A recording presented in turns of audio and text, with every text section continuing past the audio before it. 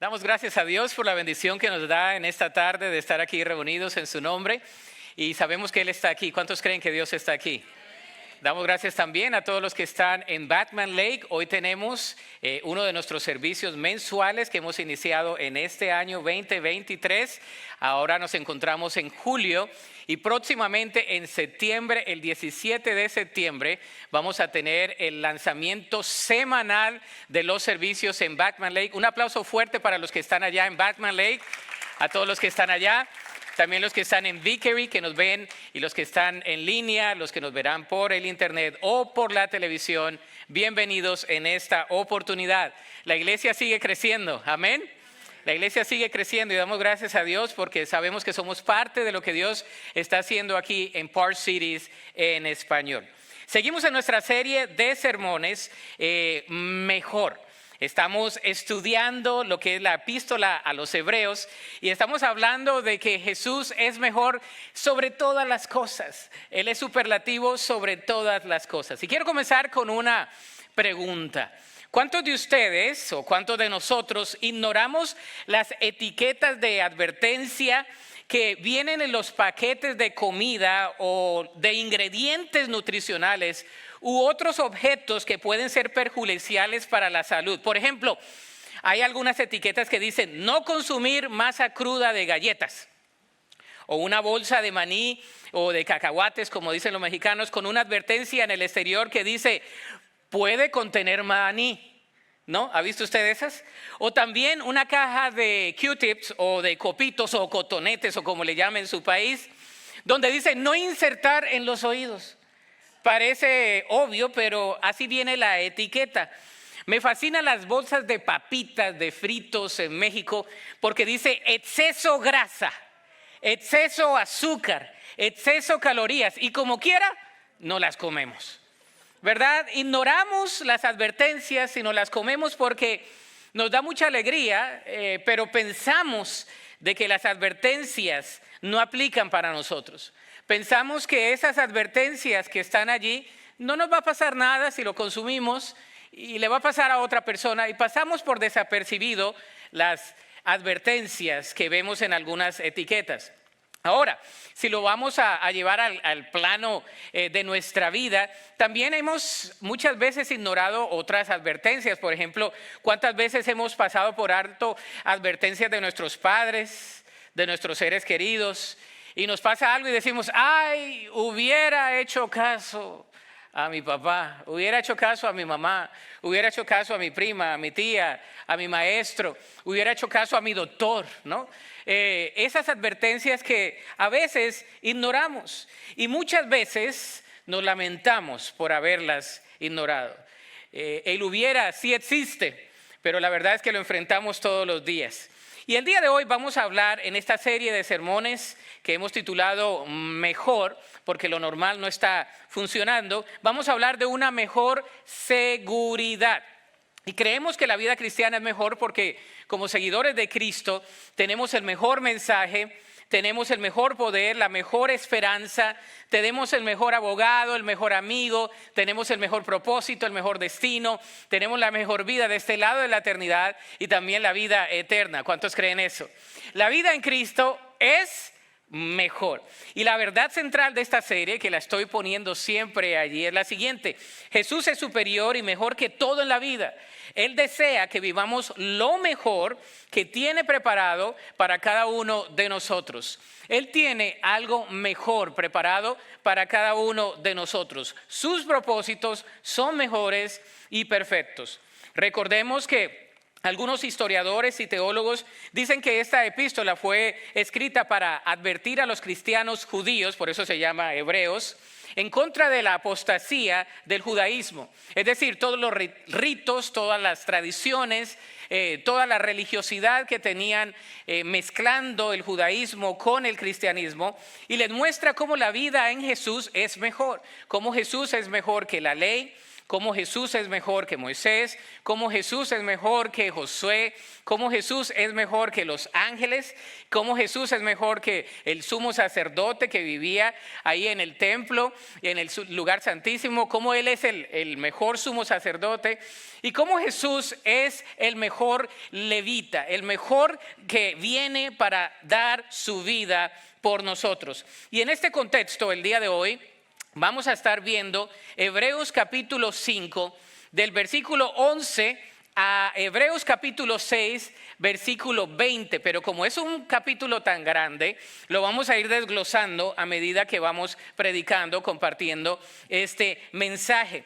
Recordemos que esta es la tercera sección principal del libro. Desde el capítulo 4 hasta el capítulo 10, el autor argumenta que Jesús es mejor en el sacerdocio que cualquier sacerdote levita. Sin embargo, en esta sección en particular, desde el capítulo 5 hasta el capítulo 6, nos habla de la advertencia a no ser perezosos, sino al contrario, a imitar a aquellos quienes con paciencia heredaron lo que Dios les había prometido. Es una advertencia hacia el compromiso y hacia la acción. El autor recuerda que el pueblo de Israel quería regresar a Egipto. ¿Cuántos recuerdan esa historia, no? Donde el pueblo de Israel quería regresar a Egipto. Ellos, el Señor ya los había libertado, el Señor había hecho proezas sobre ellos, pero querían regresar a lo mismo y se parecen mucho a nosotros, ¿no? El Señor nos sacó de la opresión, a veces nos sacó de situaciones difíciles y extrañamos a veces lo difícil. Extrañamos nuestro Egipto en ciertas instancias. Y esta es entonces una advertencia hacia el compromiso y hacia la acción. Pero también es una advertencia hacia la seguridad y el respaldo que Dios nos da, porque Él nos ofrece un descanso para aquellos que no pudieron descansar en la tierra prometida, sino la otra generación. Ese es un ejemplo que nosotros no debemos seguir, pero para nosotros Jesús nos provee descanso.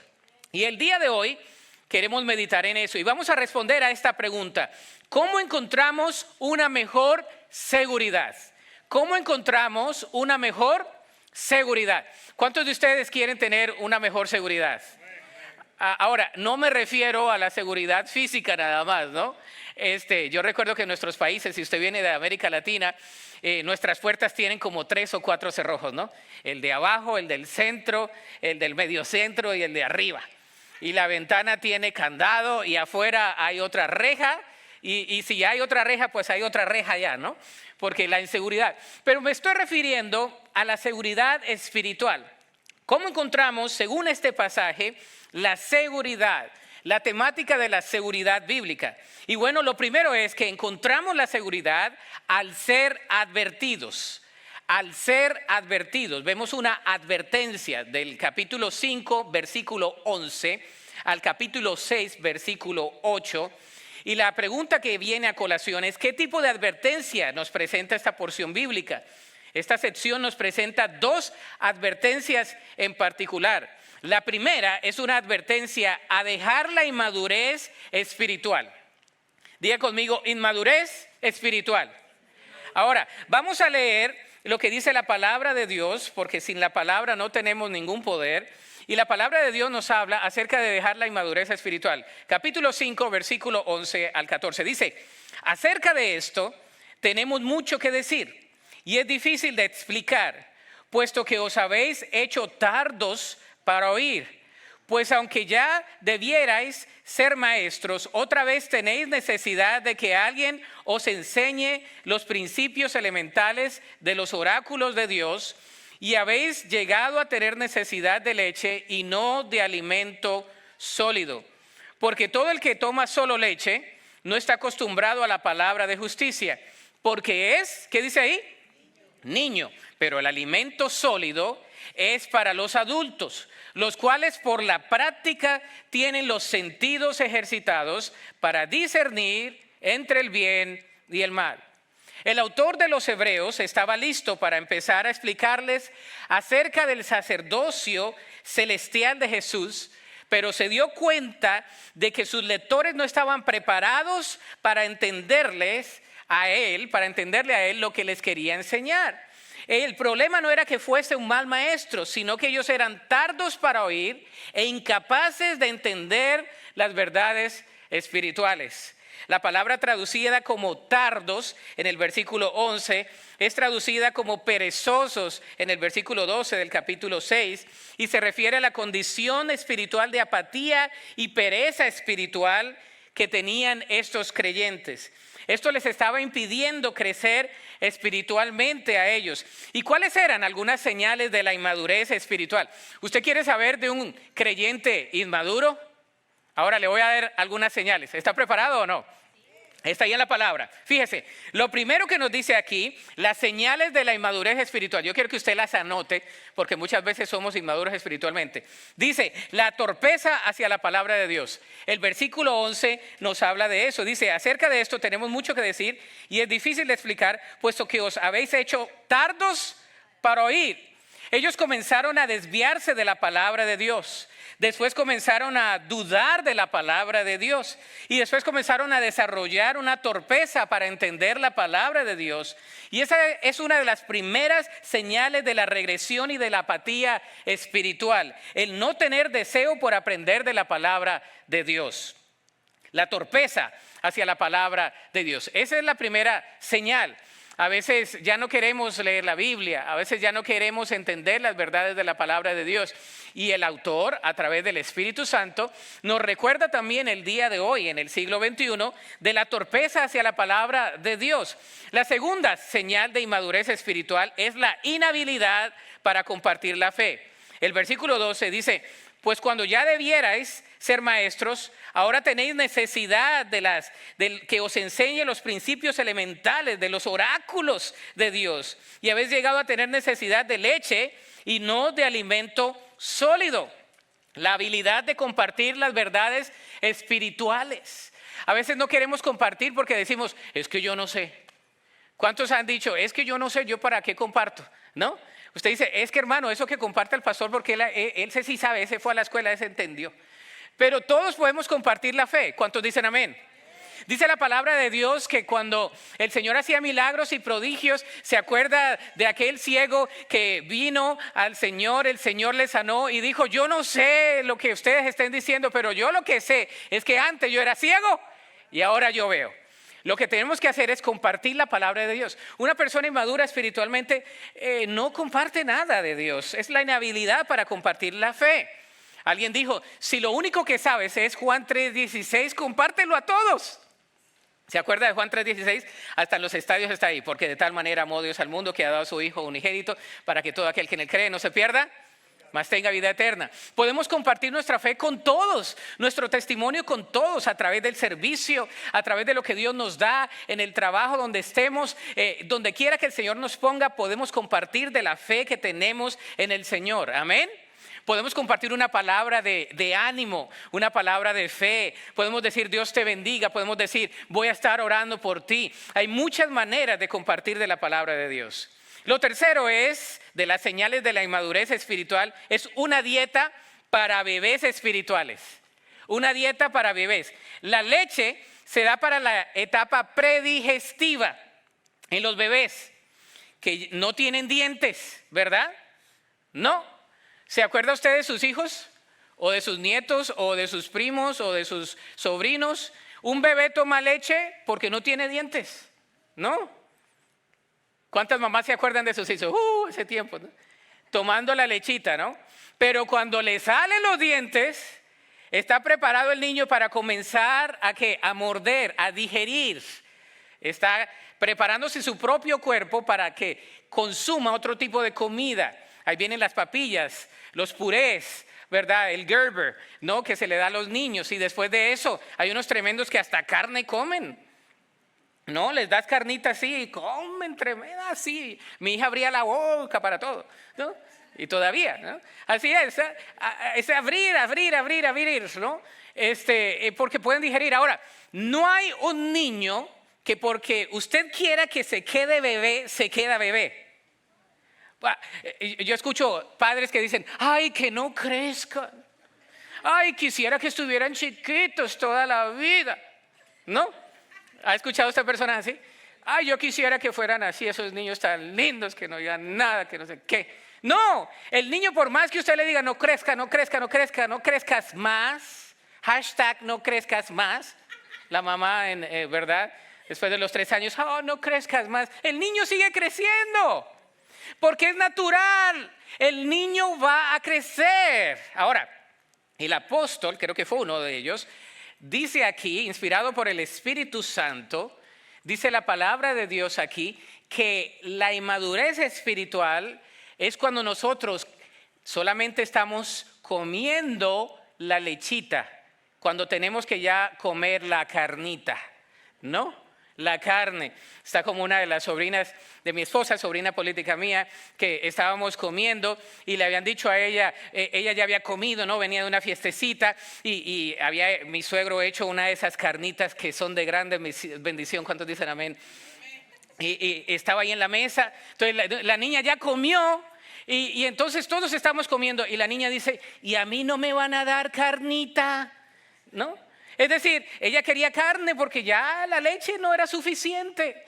Y muchas veces, queridos hermanos y hermanas, en la vida espiritual debemos desear, como dice otro de los apóstoles, la leche no adulterada. Debemos desear la carne espiritualmente. El autor de los Hebreos estaba listo para comenzar a explicarles acerca del sacerdocio celestial de Jesús, pero se da cuenta que hay una dieta en ellos nada más como bebés. Ellos seguían como bebés.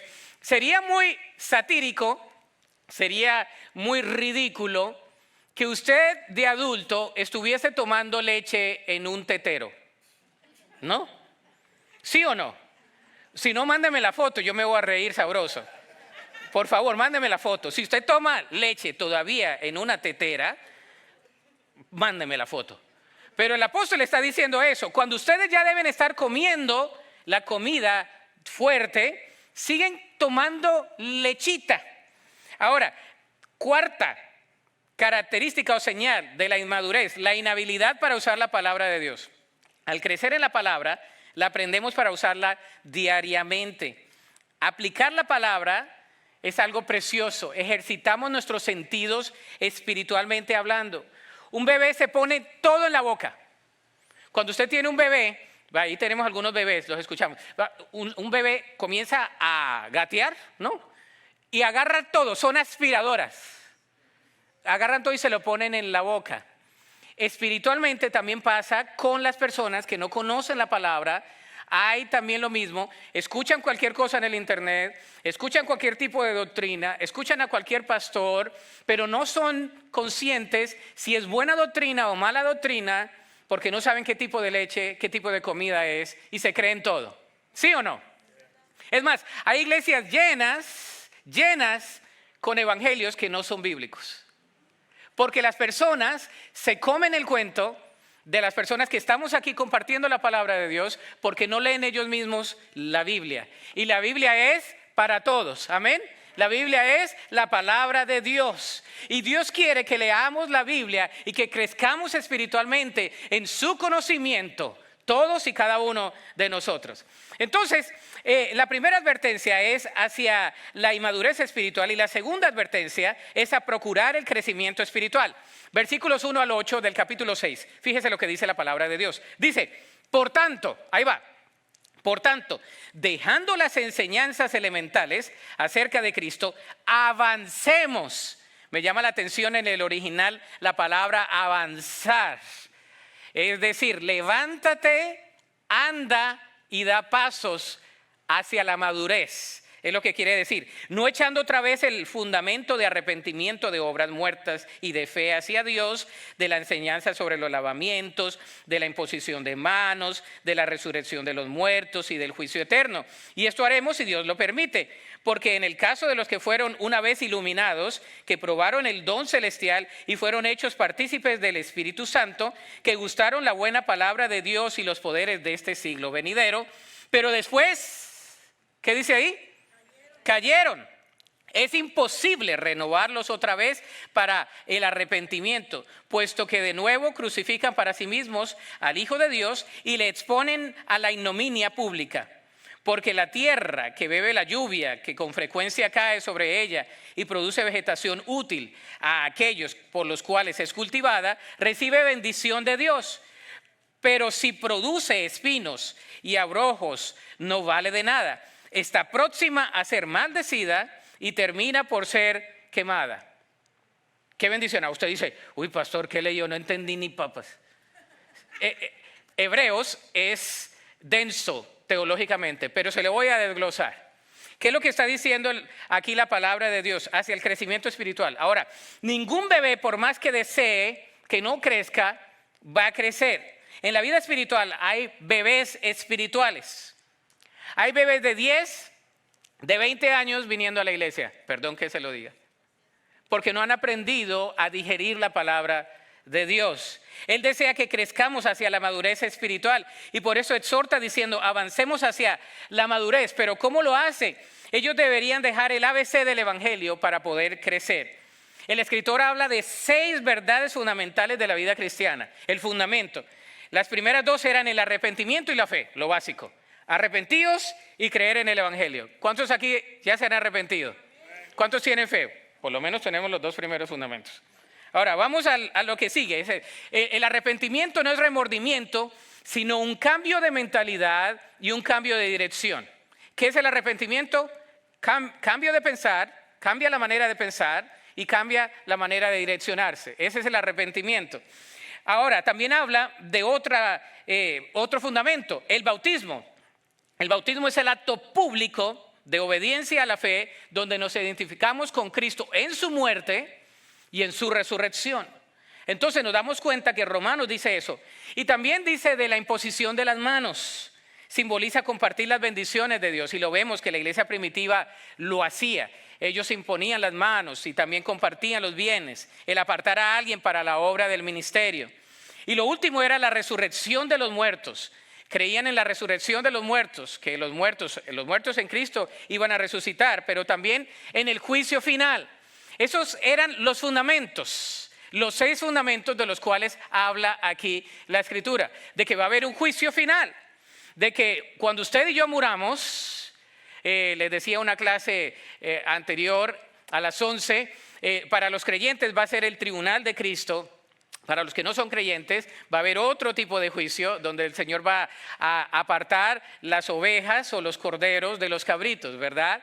Pero usted y yo vamos a estar en el tribunal de Cristo. Vamos a ser juzgados. Dice que está establecido que el hombre muera una vez y después de ello, el juicio. Así que esas 6 verdades fundamentales las creían los creyentes. Y dijo, ese es el ABC del evangelio.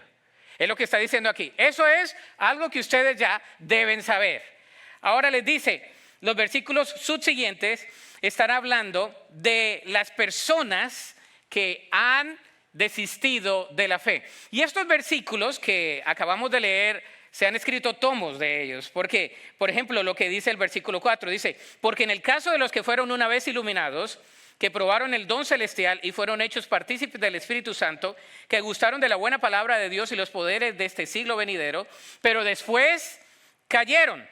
Los versículos 4 al 6 han sido la causa de estudio por muchos años.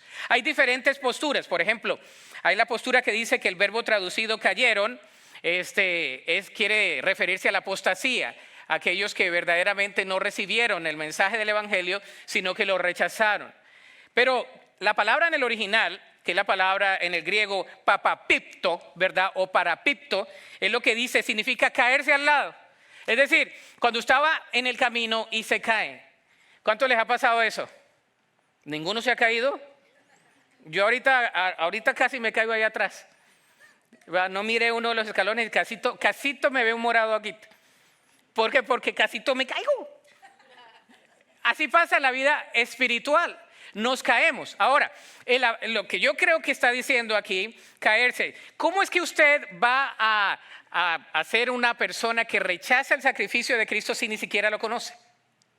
Entonces, yo creo que lo que se está refiriendo aquí es que está hablando de los creyentes que habían recibido el mensaje de la gracia, pero se habían caído, habían resbalado, se habían caído. ¿Y cuántos conocemos así? que comienzan en el caminar de la fe y se caen y parece que no se levantan. Se desaniman y no regresan a la iglesia. Dicen, no, esa iglesia es para, mejor dicho, allá todos son así. Mire, es que yo fui, mi jefe era así y decía que era cristiano. Mire, la tía no sé qué, pues que siempre hay una tía Juana y siempre hay una tía María, ¿no? En todas las casas. Y que mi tía, y comenzamos a decir de que caen las personas y son piedra de tropiezo. Y lo que la Escritura está hablando aquí es el enfriamiento espiritual. No está hablando de que estas personas exclusivamente no habían pertenecido a la familia, porque una persona que no pertenece a la familia no va a rechazar a Cristo. De hecho, ya lo había rechazado. Una persona que no tiene a Cristo, pues ya lo ha rechazado. No es la apostasía. Está hablando de los creyentes quienes habían caído en la apatía espiritual. Y es fácil ser apático espiritualmente. Es fácil enfriarse espiritualmente. Es más fácil enfriarse que conectarse con la vida espiritual. ¿A cuánto les ha pasado que usted dice, ahora sí voy a leer la Biblia? Esta semana voy a leer más. Y se pasó la semana y no leyó. Esta semana voy a orar más. Ahora sí no voy a fallar a la iglesia. Y le pasa todo el domingo o el sábado a usted, ¿no? No duerme todo el sábado en la noche. Y duerme roncando de lunes a sábado. Pero el sábado en la noche no se queda dormido. Todo pasa. Porque sabe que hay una batalla espiritual. Para que usted y yo no crezcamos espiritualmente, para que seamos apáticos a la vida espiritual, para que no crezcamos en el caminar de la fe. Hay una batalla espiritual, a todos nos pasa. Y es lo que la palabra de Dios está diciendo. Entonces, hay una palabra de advertencia, a dejar la inmadurez, pero también hay una palabra de advertencia para que cada uno de nosotros crezcamos espiritualmente. Dice, levántense y caminen hacia el crecimiento espiritual. Segundo, la Escritura también nos da seguridad al ser animados. Me fascina la Escritura porque no solamente te da, como dicen por ahí comúnmente, las cachetadas, sino que también te soba, ¿no? Te da la palabra, pero te da el ánimo. A mí no me gusta el evangelio que es terrorista, que te hace sentir mal, te vas para el infierno, inmundo, pecador ahora mismo. Pero hay también la gracia, hay la manera de no irte al infierno, ¿no? Y aún a los mismos creyentes, aquí hay una palabra de exhortación fuerte, pero también hay una palabra de ánimo. ¿Cuántos están listos para el ánimo? Aquí viene la palabra de ánimo. Al ser animados. Primero, el apóstol, la palabra de Dios aquí dice, somos animados a resistir y permanecer. Es decir, todos nosotros, versículos 9 y 10 dice, pero en cuanto a vosotros, amados, aunque hablemos de esta manera, estamos persuadidos de las cosas que son mejores y que pertenecen a la salvación. Porque Dios no es injusto como para olvidarse de vuestra obra y del amor que habéis mostrado hacia su nombre, habiendo servido, sirviendo aún a los santos. ¡Qué bendición! Hermanos, es una palabra al ánimo, a resistir, a permanecer. La salvación es gratuita, pero el proceso de la santificación nos va a costar. Nos va a costar permanecer. La vida cristiana se encuentra en un ámbito donde nosotros recibimos de la gracia de Dios, pero nos esforzamos en obediencia por recibirla todos los días y actuar a través de la fe en la palabra que nos ha sido dada. Debemos ser obedientes. Y la obediencia cuesta. Cuesta. ¿Cuántos de ustedes dicen, para mí la obediencia es bien fácil, pastor? No, es difícil ser obediente. Es difícil. Vivimos en un mundo de desobediencia. Y entonces aquí nos habla de la permanencia en el evangelio. Porque tiene buenas repercusiones. Fíjese lo que dice. Dios no es injusto como para olvidarse de la obra que ellos habían mostrado hacia su nombre al servirle a los hermanos en la fe. ¿Cuál es el descriptivo calificativo de un creyente genuino? El fruto, el servicio. Si una persona se dice ser cristiano, esa persona va a dar fruto. Un árbol siempre va a dar fruto o está muerto. Bien sea que da flores o bien sea que da fruto, pero va a dar un fruto. ¿Cuántos creen eso? El creyente va a dar fruto y el fruto es el servicio. Y aquí está diciendo, está hablando de el servicio al Señor. Dios no se queda con nada. Dios bendice a aquellos quienes diligentemente obran en su obra. ¿Cuántos creen eso? Dios lo hace. Pero también hay una palabra de ánimo, a ser solícitos y diligentes. Solícitos y diligentes. Versículo 11 y versículo 12 dice, pero deseamos que cada uno de vosotros muestre la misma solicitud hasta el fin, para alcanzar la plena seguridad de la esperanza, a fin de que no seáis ¿qué? ¿No seáis qué? ¿No seáis qué? Ay, ahora sí. Sino imitadores de los que mediante la fe y la paciencia heredan las promesas. Aunque Dios produce el querer como el hacer, por su buena voluntad, el creyente debe hacer su parte. Debemos hacer nuestra parte. No debemos ser perezosos, dice aquí. Tenemos las promesas de la palabra de Dios y debemos ejercitar nuestra fe. La fe se ejercita y el ejercicio corporal, dice, para nada es provechoso, dice Timoteo, pero nos ayuda, ¿no? Dice, ejercítate para la piedad. ¿Cuántos de ustedes les fascina el ejercicio? No levanten la mano. No levanten la mano.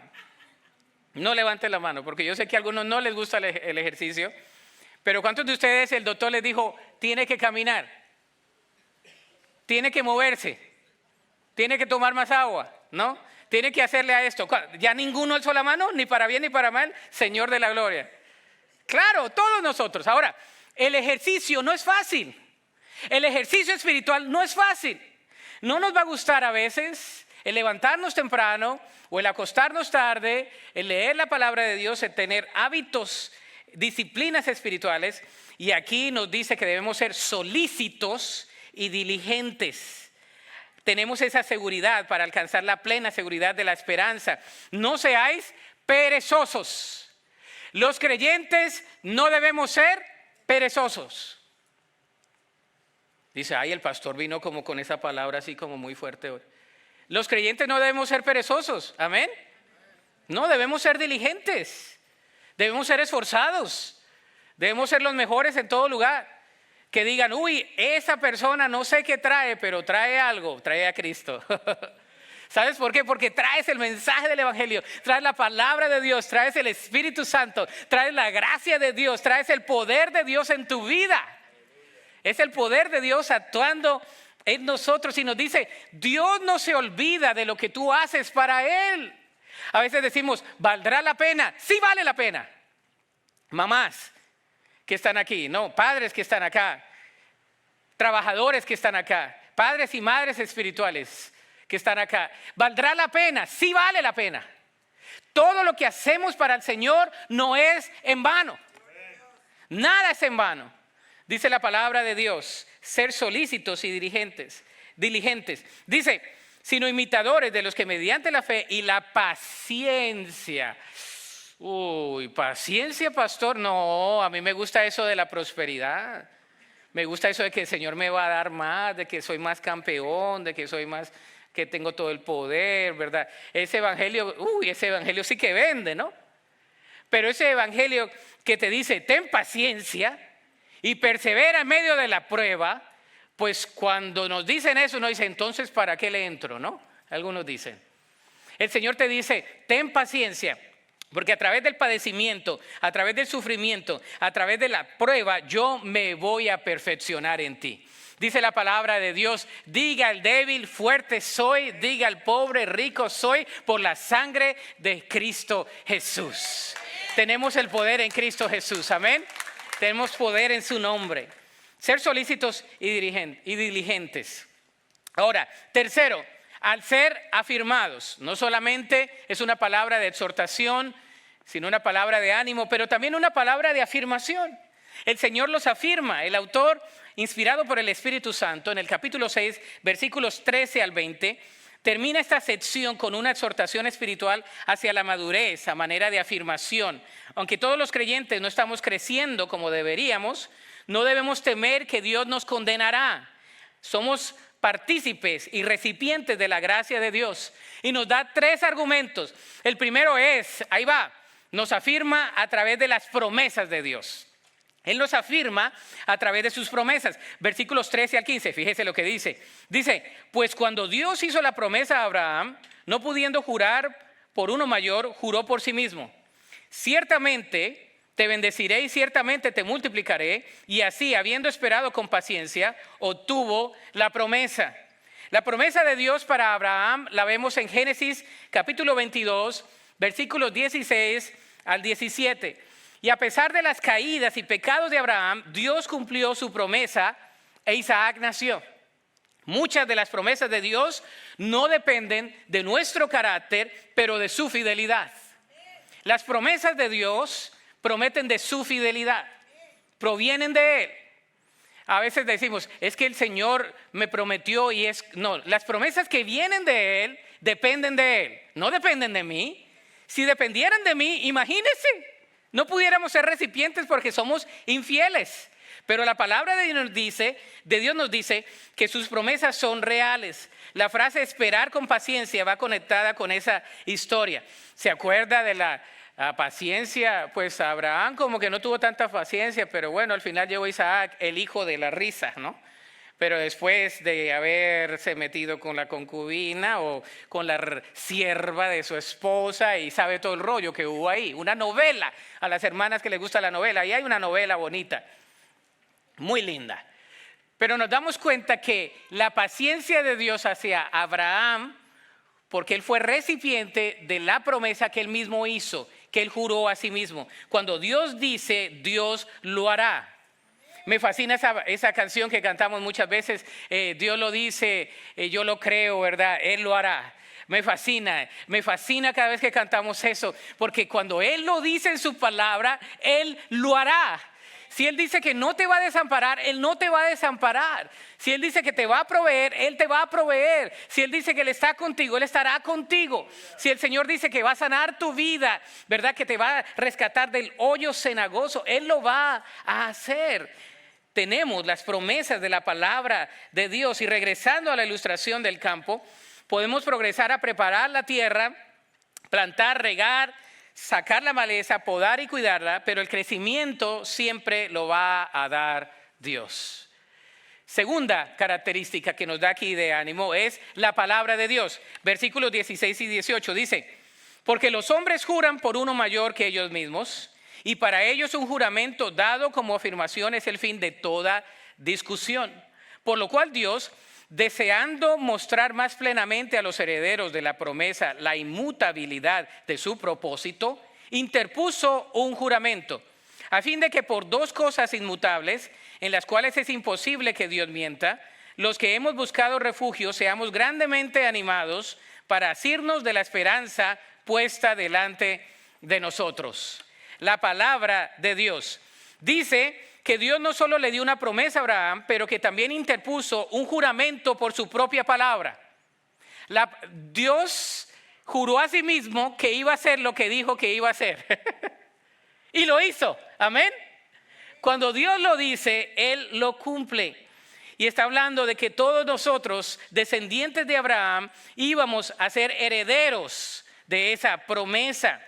En Gálatas también nos habla de eso. La frase hemos buscado refugio del capítulo 6, versículo 18, sugiere a las ciudades de refugio del Antiguo Testamento. En el Antiguo Testamento habían unas ciudades de refugio. Las vemos en Números, capítulo 35, versículo 9, donde Josué le invita al pueblo para que se refugien. Y había asignado 6 ciudades de refugio, 3 a cada lado del Jordán, en las cuales un hombre pudiera correr si él accidentalmente hubiese matado a alguien.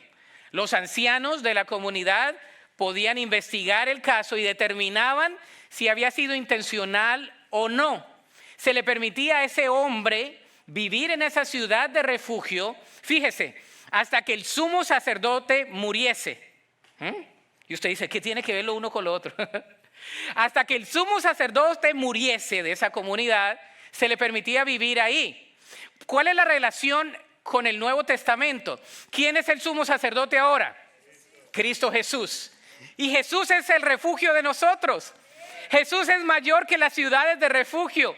Yo ya no me tengo que refugiar en 6 ciudades de refugio. Yo ya no tengo que esperar que el sumo sacerdote muera para poder regresar a mi ciudad. Ahora lo que yo tengo que hacer es venir a los pies del Maestro, es venir a Jesús, refugiarme en Él, porque Él es el sumo sacerdote que pagó por todos mis pecados pasados, presentes y futuros, y espera por mí en el cielo, y me ha dado una nueva vida, una vida en abundancia. Ese es Cristo Jesús.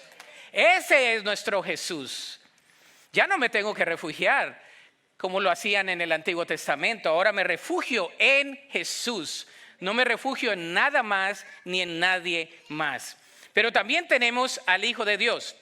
Versículos 19 y 20 del capítulo 6 dice: la cual tenemos como ancla del alma, una esperanza segura y firme que penetra hasta detrás del velo, donde Jesús entró por nosotros como precursor, hecho según el orden de Melquisedec. Volvemos a hablar de Melquisedec, ¿se acuerda? Que era el orden del sacerdote para siempre, eterno. Dice, sumo sacerdote para siempre, el Hijo de Dios. Nuestra fe en Cristo es un ancla para el alma. El ancla era un símbolo popular en la iglesia primitiva. ¿Cuántos han visto un ancla? Así sea por la televisión, un ancla, ¿no? Bueno, por lo menos hay 66 fotos de anclas que han sido encontradas en las catatumbas de la iglesia primitiva en el área de Asia Menor. Y uno de los filósofos griegos, Epitelio, la usaba como ejemplo. Por ejemplo, él escribe lo siguiente, dice: uno no puede amarrar un barco solo a un ancla, ni la vida a una sola esperanza. No obstante, los creyentes solo tenemos un ancla. Jesús es nuestra única esperanza. Él es nuestra única ancla. Esta ancla es diferente a las anclas materiales. Por ejemplo, esta ancla está anclada hacia el cielo y no a las profundidades. Esta ancla no estamos anclados a lo estático, sino a movernos hacia adelante. Nuestra ancla no se resbala, no se rompe, es permanente y es supremamente fuerte, porque es un ancla celestial y se llama Cristo Jesús. Él es el ancla de nuestra fe. Nos anclamos a sus promesas y estamos seguros en Él. No nos vamos a mover porque Él está con nosotros, estamos anclados a sus promesas. El autor nos dice en el versículo 20 que Jesús es el precursor, quien ya entró en el cielo, y nosotros iremos a Él y nos tenemos que anclar a Él. El doctor H.R. Ironside sugiere 2 frases que resumen la epístola a los Hebreos. La primera es detrás del velo, que la vemos aquí en el 6:19, y la segunda es fuera del campamento. Antes de Cristo, porque Cristo cuando padeció, murió, pero resucitó, el velo se rasgó.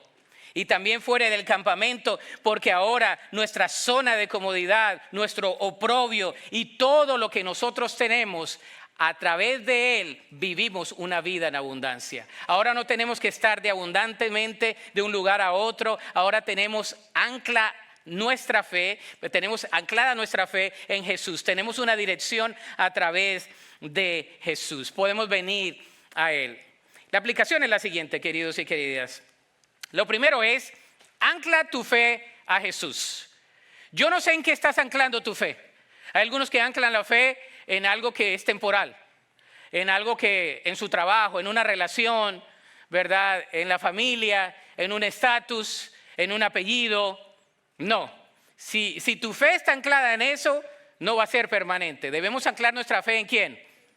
En Cristo Jesús. Segundo, sé diligente en tu relación con Jesús. Seamos diligentes en nuestra relación con Dios. Tomemos tiempo para crecer espiritualmente, amén, para crecer en la palabra de Dios, para aprender más de Él. Dice la palabra de Dios, ¿con qué limpiará el joven su camino? Con guardar su palabra. Seamos diligentes, oremos. Aparte de orar por la comida, vamos a orar un poco más.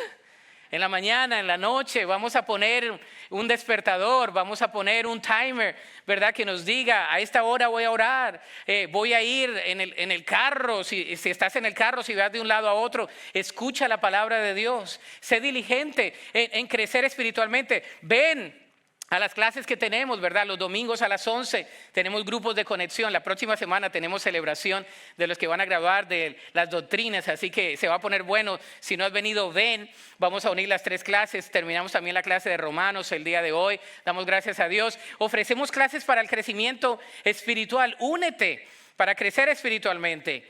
También tenemos clases para las parejas, vamos a tenerlo próximamente, vamos a tenerlo los domingos también. Ven, cuando escuches el anuncio, no digas, eso es para el vecino, eso es para Juanito, no, eso es para mí.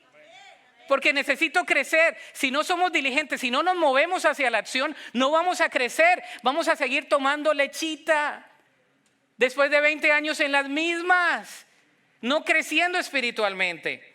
Ahora, permanece en tu caminar con Jesús. Permanecer es fuerte. El permanecer es fuerte. ¿Cuántos dicen amén a eso?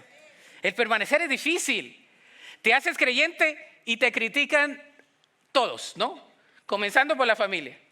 ¿Para qué vas? Ay, ¿eso de qué sirve? Ay, aleluyón. Ay, ahora lleva la Biblia. Ay, ahora vas a estudiar. Ay, ahora comienzas con toda la crítica. Ay, y ahora tu misma naturaleza, ¿verdad? Te sientes mal y dices, ahora yo, el enemigo a veces nos da la partida y nosotros lo creemos muchas veces. Permanezcamos en tu caminar de la fe. Vamos a animarnos unos a otros creyentes también. Y la conclusión es la siguiente: Jesús es el ancla de nuestra fe. Le voy a pedir que se ponga sobre sus pies en esta tarde, en esta hora. Segunda de Timoteo 2 del 11 al 14 dice lo siguiente: palabra fiel es esta, que si morimos con Él, también viviremos con Él. Si perseveramos, también reinaremos con Él. Si le negamos, Él también nos negará. Si somos infieles, Él permanece fiel, pues no puede negarse a sí mismo. Hermanos, vamos a permanecer en el Señor. Yo sé que es difícil permanecer. Yo a veces me he desanimado también. Yo digo, come on, again. Pero ¿sabes qué? El Señor está con nosotros. Hebreos está lleno de doctrina, pero nos enseña a permanecer en el Señor. Yo quiero crecer en el Señor. Yo quiero permanecer en Él. Y el Señor quiere que permanezcamos en Él. El Señor te dice, ánimo. No te da una exhortación nada más, sino te dice, adelante, yo estoy contigo. Ánclate a mí, a mis promesas, a mi Hijo Cristo, a mi palabra. El Señor no te da una exhortación sin darte la solución. El Señor te dice, yo te doy el Espíritu Santo. Y yo te voy a pedir el día de hoy, yo no sé cómo estás tú en tu caminar de la fe, pero todos necesitamos ánimo. Si tú quieres resumir el mensaje de hoy, es ánimo, el Señor está contigo. Ánimo, no desistas, permanece. El Señor está haciendo algo en ti. Ánimo, no desistas. El Señor va a obrar en tu vida. Ánimo, sigue creyendo en las promesas de Dios. Ánimo, se cumplirá. Ánimo, lo verás ver. Ánimo, Dios está obrando. Ven a Jesús el día de hoy. ¿Qué tal si venimos al altar? Mientras cantamos este cántico de adoración, quizás tú vengas al altar y tú le dices, Señor, aquí está, mi esperanza está puesta en ti, Señor. Mi confianza está puesta en ti, Señor. Ven a Jesús. Ven a Jesús, el altar está abierto. Ven a orar al Señor. Dile, Señor, aquí estoy, aquí está mi vida. Confío en ti, Señor. Confío en tus promesas, confío en tu palabra, Señor.